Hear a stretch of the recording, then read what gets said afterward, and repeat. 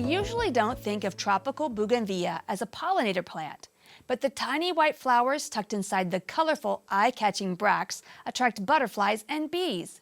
Last fall, Joe Limon spotted this lovely bougainvillea on a neighborhood walk. Then he noticed a large pollinator on a flower just seconds before an anole jumped out of nowhere to snatch it. Lots of pollinators flock to the pink to lavender flowers on Texas sage, aka Cenizo. Kirsten Huber wants to know how to prune her lanky shrubs. She also wants to know if they have some type of fungal disease. And actually, this infestation appears to be a very large colony of lichen.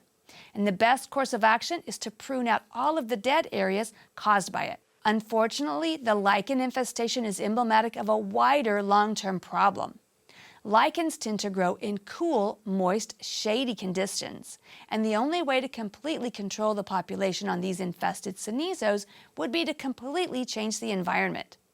Texas sages are xeric, sun-loving shrubs that thrive in heat, so they'll continue to be stressed in this moist, shady situation, making them susceptible to lichen, fungi, and other environmental issues.